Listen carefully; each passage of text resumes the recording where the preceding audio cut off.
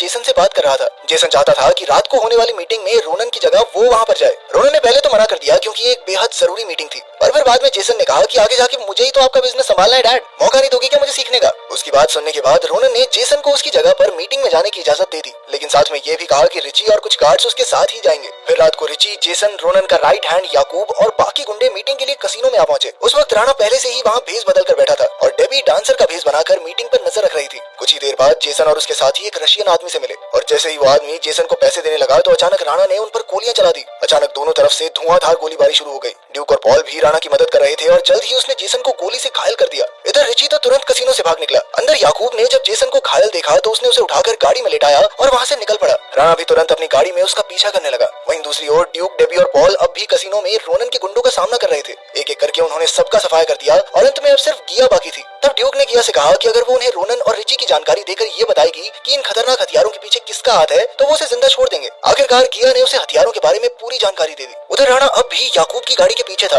Jason का काफी खून बह चुका था और आखिरकार उसने गाड़ी में ही दम तोड़ दिया। तभी याकूब ट्रेन की पटरियों से गाड़ी भगाकर ले गया और फिर अचानक ट्रेन आ गई जिस वजह से राणा को वहीं रुकना पड़ा। आखिरकार याकूब जेसन की लाश रोनन के सामने लाया। अपने बेटे की मौत की खबर सुनकर रोनन के पैरों तले जमीन खिसक गई और फिर उसने गुस्से में तिल मिलाते हुए पूछा कि इसका कातिल कौन है। तब याकूब ने उसे बताया कि इसका गुनहगार एजेंट राणा है। याकूब ने बताया कि उसने कसिनो के अंदर रोनन के सभी गुंडों को मार गिराया। तब रोनन ने फैसला किया कि वो अपने बेटे के कत्ल का बदला जरूर लेगा। अब रोनन ने याकूब को हथियार बनवाने का जिम्मा सौंपा और वो खुद राणा की खोज में लग गया। फिर अगले दिन राणा को खबर मिली कि रोनन के लिए हथियार बनाने वाला आदमी एक बांग्लादेशी प्रोफेसर था जिसका नाम है करीम। अब राणा बिना समय गवाए करीम के अड्डे पर पहुंचा और उससे पूछा कि वो हथियार क्यों बना रहा है। करीम ने कहा कि इस काम के बदले रोनन ने उसे एक बहुत बड़ी कीमत दी थी। अब राणा ने करीम से कहा कि उसे हथियार बनाने वाली जगह ले चले। तब करीम उसे रेगिस्तान के बीच बनी एक लेबोरेटरी में ले आया। फिर अचानक रोनन के गुंडों ने उन पर बंदूक तान दी और उन्हें कमरे में ले आए जहाँ रोनन ने उनसे वीडियो कॉल पर बात की। फिर याकूब डेबी को भी बंदी बनाकर वहाँ ले आया और तब रोनन ने कहा कि वो अपने बेटे की मौत का बदला लेकर रहेगा। मगर रोनन ये नहीं जानता था कि राणा और डेबी सीक्रेट एजेंट्स हैं। तब राणा ने कहा कि अगर वो और डेबी आज मारे भी गए तो भी कोई बात नहीं, CIA और अमेरिकन फौज जल्द ही वहाँ आकर रोनन और उसकी माफिया का सफाया कर देगी।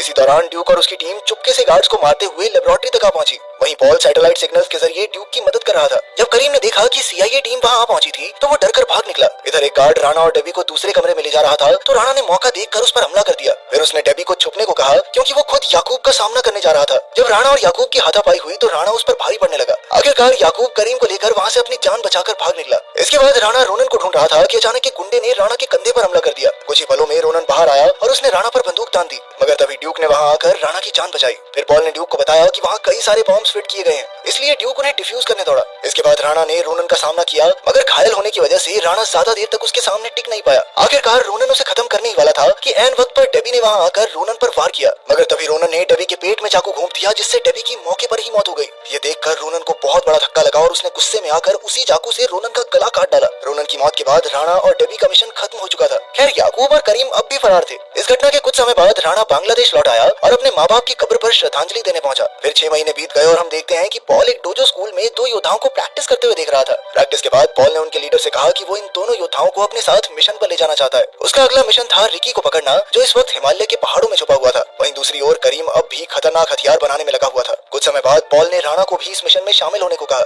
उधर रिची, याकूब और करीम काफी खुश थे क्योंकि वो CIA को चकमा देकर भाग निकले थे। अब वो मिलकर खतरनाक हथियारों की तस्करी शुरू कर सकते थे, मगर वो ये नहीं जानते थे कि पॉल के 2 योद्धा रिची को पकड़ने के लिए हिमालय तक आ पहुंचे हैं। अगर वीडियो पसंद आई तो लाइक कर देना, चैनल को सब्सक्राइब कर देना। मिलते हैं अगली वीडियो में।